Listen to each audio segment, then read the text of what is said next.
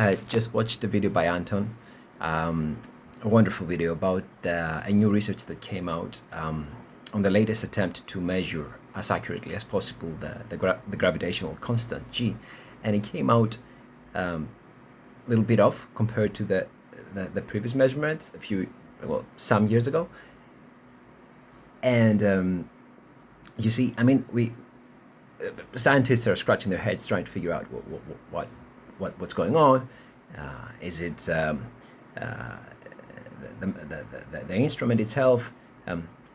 Why is this measurement different? But we're just starting off from the wrong ground. I mean, what I said in the beginning of this video was trying to measure the gravitational constant. What if it's not a constant?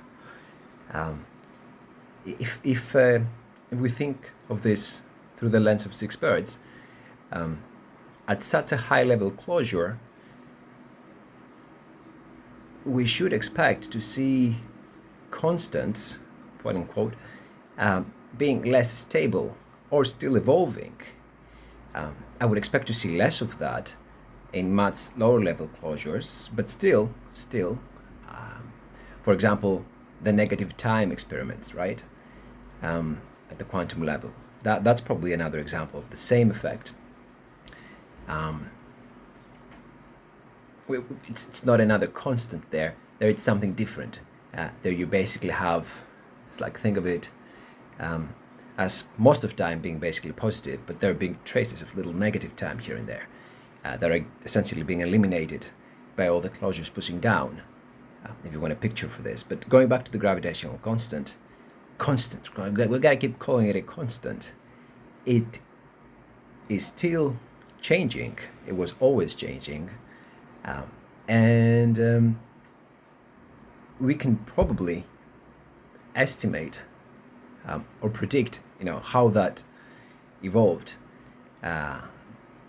throughout the age of the universe, and how it will going forward, as long as we stop calling it a constant. And I left a comment there on the video. Was probably the 1000th comment.